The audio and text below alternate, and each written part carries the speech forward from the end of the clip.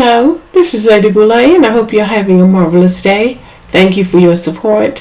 Thank you for subscribing to the channel. Thank you for your thumbs up, for your comments, and thank you for sharing the videos. Thank you for all you do to support the channel. Today I'm going to discuss the genius of the enslaved people. When we think about the enslaved people, we rarely think about genius.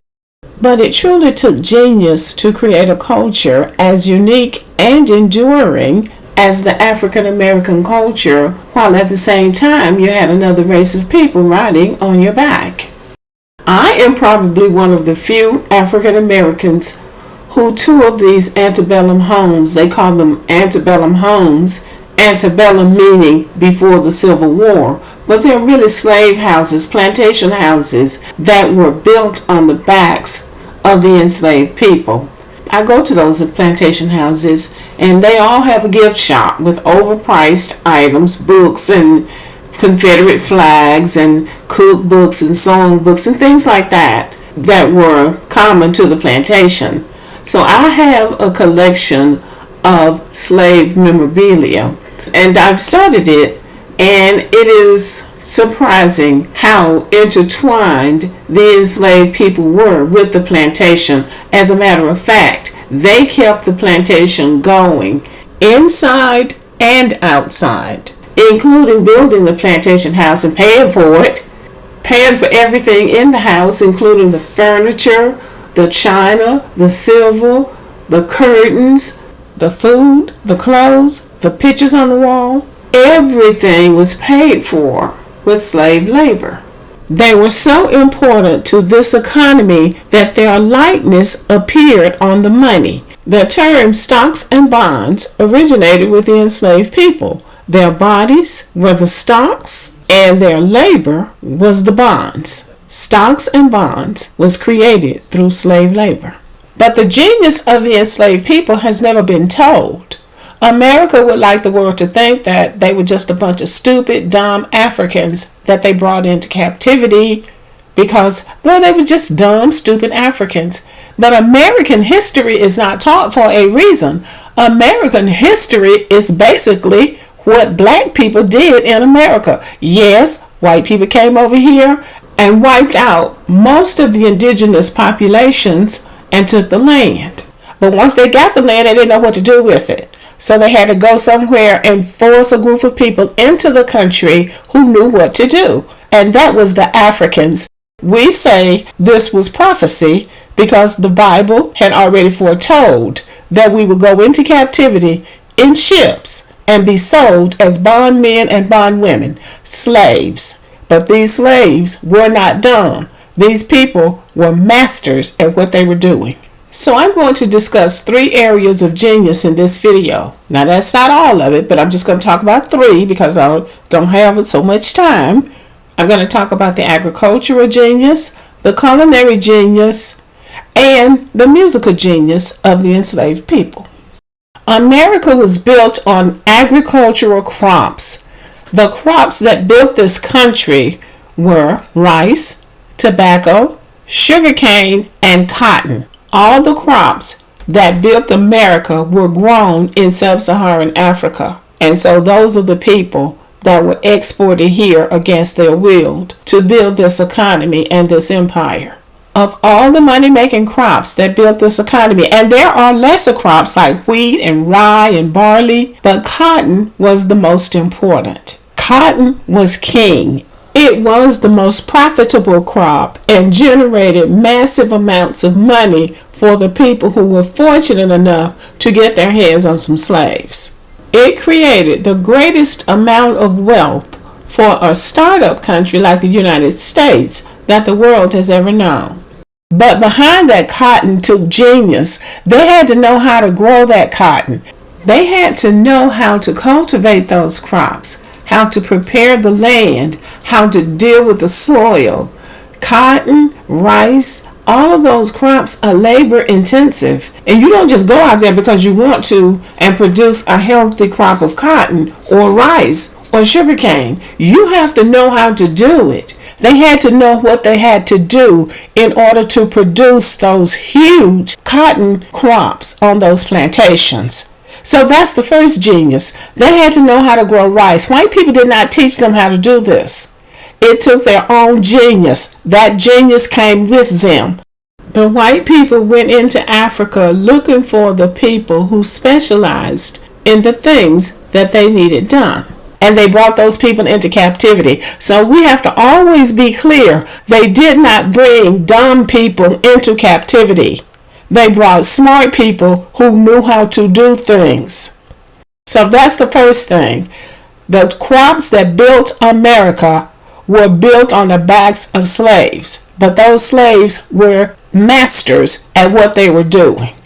The next genius is cooking, the culinary art of making good food. The culinary genius of the enslaved people is important because it is the foundation of American cooking. This cooking has grown, developed, and evolved into a multi-billion-dollar industry. Now we talk about Southern cooking. Well, Southern cooking is another word for soul food cooking because it's just recipes that began with the enslaved people, and white people have taken those recipes and made cookbooks out of them and called it Southern cooking. But it's really soul food cooking, another example of stealing somebody's intellectual property. These are foods that originated with the enslaved people in the United States. So the enslaved women worked in the kitchen of the plantation house, creating dishes that they thought the slave master and the mistress would like. And so that's how they perfected their skills, because they practiced. And then they went home, back to the slave cabins, and created what they could with what they had. Sometimes they did grow their own gardens, and the slave men hunted.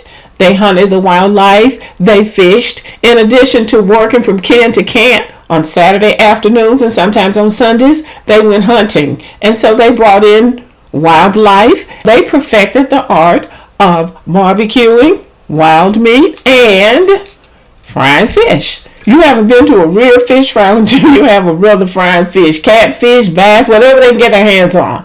And they do a great job, but it again started during the slave days. So let's talk about some dishes that began in slavery that we still enjoy today, starting with fried chicken. Shout out to Colonel Sanders. Fried chicken began with the enslaved women. They introduced deep frying to America, and they didn't mind experimenting. So they deep fried meat, including chicken and fish and all kinds of pork meat, and also they created the fried fritters, fruit fritters, corn fritters, fried pies. The enslaved people created those delicacies.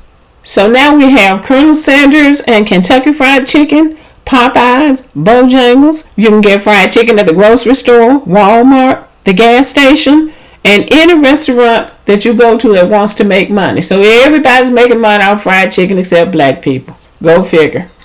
The menus of the enslaved women were really quite diverse. They brought vegetables to the stage. They cooked turnips and hog maws. That sounds like turnips and fatback. They also cooked dandelion greens. I guess these are the forerunners of collard greens. Okra, of course, came with them on the slave ship.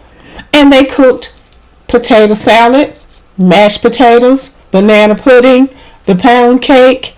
Are we going to talk about chitlins? Yeah, they cooked chitlins too. And I'm thinking that this was a violation of their original diet because they were not supposed to eat pork. So that lets you know that they were doing what they had to do to survive. But they did it in style. And the cooking has become internationally known.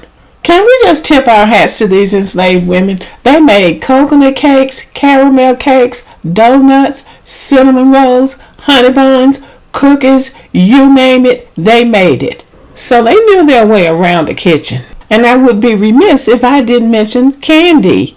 We can credit them for laying the foundation for many of the candies that we like. They made something called molasses taffy, and that would be what we would call the sugar daddy when I was growing up. And also other taffy candies have evolved from this, including Kisses. I mean, who doesn't like Kisses? Now and Laters, Tootsie Roll, Laffy Taffy, Skittles, Mary Jane's, Bitter Honey. I mean, it's an endless, but it started with them. And they had to have made some kind of chocolate candy because, as we know, Sierra Leone and Ghana are the two major cocoa bean producing countries in the world. And the cocoa bean is where we get the chocolate from. So they had to know something about chocolate coming from those two countries. So the enslaved people made an outstanding contribution to American cuisine. It was authentic enough that it is still popular and still recognizable when we see the names or when we go back and look at the names. Sometimes the names have changed, but the dishes are the same. It is still actually very good food. And one thing I will add, when we were kids growing up, this is the food that we ate. And people say soul food is so fattening or that it's not good for you. But I can say this is better than some of the foods that we're eating today. When we were kids growing up, we were skinny. Look at the kids on Soul Train. I go back and look at those old Soul Train videos and look at how skinny those kids were. This was before all of these fast food restaurants popped up everywhere.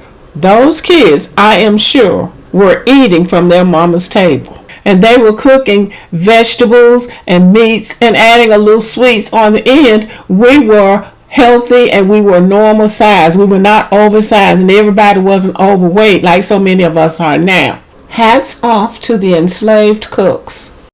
And last we have the musical genius of the enslaved people. Now there is no way that I could do justice to the musical achievements of African Americans in a short video. So I'm just scraping the surface here. And this is what's written. When slaves had an opportunity to dance, ingenious instruments were played.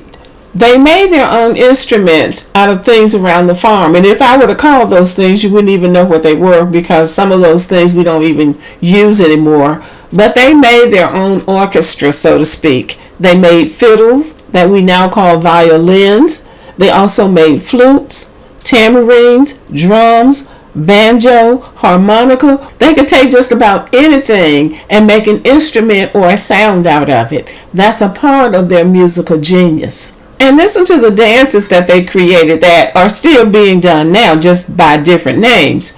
The Jubal, the Pigeon Wing, the Buzzard Lope, the Mary Jane, and the Turkey Trot. So they created dances to go with the music they were creating. So what you get from studying them is that they created their own entertainment in spite of the devastating position that they were in. The culture, including the music that was created in those slave cabins, has fascinated the world. So here's a list of the music they created. I'm sure it's not all of the music, but it's a good start. The spirituals, the blues, gospel music, jazz, ragtime, rhythm and blues, what James Brown called funk, and hip hop, and other and music forms that I haven't mentioned. This is the culture that built America. Even country music came from the enslaved people, according to their own biographers, and also according to the documentarian Ken Burns, so I'm not making it up. And I will say this about white people and country music, and that is, to their credit, they have handled that music with care. They are careful about who comes in, who sings it, how they sing it, and where they're going to sing it pretty much. So unlike African Americans who will just take out this stuff, throw it away, let anybody come in and twist it around and turn it around and handle it any way they want to, white people have really handled country music with care. You have to give it up for them for that.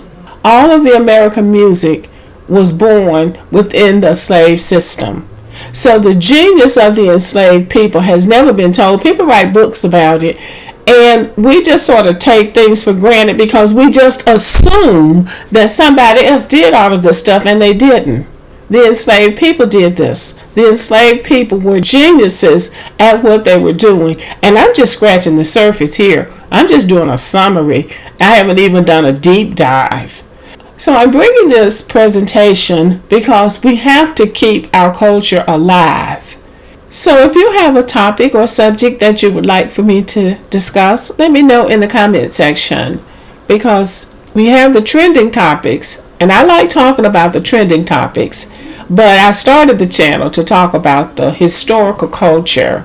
So we're exploring every aspect of African American culture. So let me know if you have a topic that you would like me to discuss. The genius of the enslaved people has been on my mind for a long time, so today I decided to do it. It's so much to do that I have to break it down into segments, and even with breaking it into small segments, I still haven't scratched the surface, but you get an idea, and I will continue to update and do other genius contributions of our enslaved people. Okay, thank you for listening. Let me know what you think about the video. Subscribe to the channel, give me a thumbs up, leave a comment, share the video, and as always, have a great day.